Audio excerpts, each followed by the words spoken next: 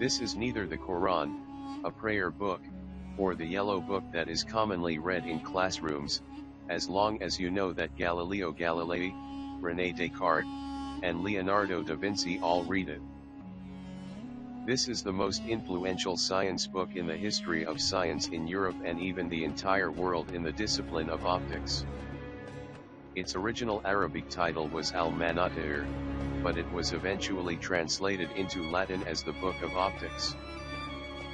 There would be no camera today if it weren't for this book, which is nearly 1,000 years old but still relevant today.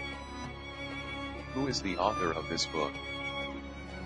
People call him Al-Haytham, which is the Latin name for Al-Haytham, and yes, he is Al-Haytham, a Muslim scientist who lived during Islam's Golden Age, which was known as the Golden Age of Islam. Al-Haytham may be unknown to us, and many Muslims are unaware of him, but in Europe, he is revered alongside Galileo and Newton as the pioneer of the science of light, earning him the title of Father of Optics. In 2015, UNESCO hosted an international life celebration to honor Al-Work Haytham's over 1,000 years. Al-Haytham's explanation of how human eyes work was one of the discoveries that most transformed the global view of science at the time. Prior to its discovery, Greek scientists such as Plato believed that the eye produces a type of light towards objects in order to see, while Al-Haytham claims that it is the eye that catches the light's reflection in order to see. In fact, he was the one who mapped the iris, pupil, cornea, and retina, which are all elements of the eye that regulate light entrance. All of this isn't just a theory.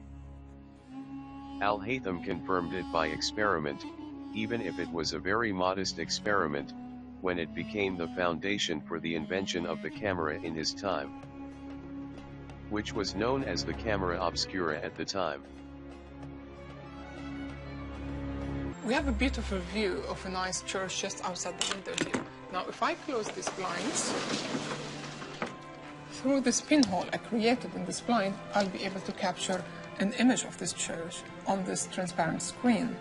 However, it's an inverted image, as Ibn al-Haytham explained and demonstrated, is that the light reflected from the bell tower of this church is going to travel in a straight line diagonally through the pinhole to hit the bottom of the screen, whereas the light traveling from the bottom of the church is going to reflect and travel in a straight line through the pinhole to hit the top of the screen. By the way, did you know that the word camera derives from the Latin word camera, which means chamber, and obscura, which means dark, so camera obscura means dark room. As Al-Haytham conducted his studies in dark rooms when incarcerated, Al-Haytham was imprisoned after the ruler of Egypt summoned him to overcome the Nile flood. His efforts were deemed a failure, and the king became enraged, and he was imprisoned. However, his imprisonment became a historic moment for Al-Haytham and for the development of modern science, one of which was the invention of the camera obscura.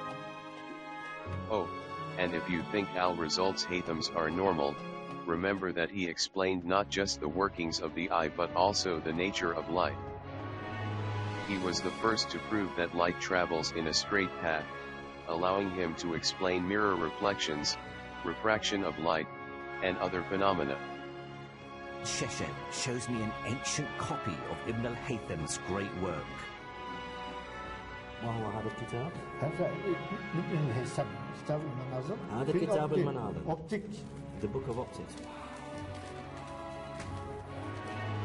Of course, this isn't an original copy. This was written in the mid-15th century for Sultan Muhammad, who founded the Ottoman Empire. He was looking for his library. هذا الموضوع يعني عدسة نعم. كيف يأتي الشعاع وكيف ينعكس في العين. For me, what's so amazing is that we, all around the world, we talk about Newton as being the father of optics, and yet here we are, 1,000 years ago, 700 years before Newton, and here's a ray diagram. There's a convex lens, and there's a focal point, and there's all the ray lines and parallel lines and the angles of refraction. here it is, 1,000 years ago. And it is on this foundation that all light-related technologies, such as optical cables, lasers, satellite communications, and particle accelerators, were invented. As a result, book Haytham's is crucial to the advancement of modern science. Mirrors, refraction of light, lenses, how cameras operate, telescopes, and microscopes are all examples of what we learn in school about optics from this 1,000-year-old text. Unfortunately, name Al-Haytham is never mentioned in school textbooks. You should also be aware that the works he authored on science were not limited to these. Al-Haytham wrote over 200 books, not just on optics but also on mathematics, astronomy, and engineering. Unfortunately, most of his books have been lost, and this is a list of his books that have been saved. The name Al-Haytham may not be as well known to you as Newton or Einstein, but as long as you know the name Al-Haytham or Al-Hazan, you know who he is. His significance was such that one of the moon's craters was named after him. And this is a film that was broadcast in commemoration of the Year of International Aviation in partnership with UNESCO and 1001 Invention. A film that attempts to enhance our knowledge that Islamic civilization has a role in modern science. If you're a Muslim, you don't always have to be skilled at religious topics.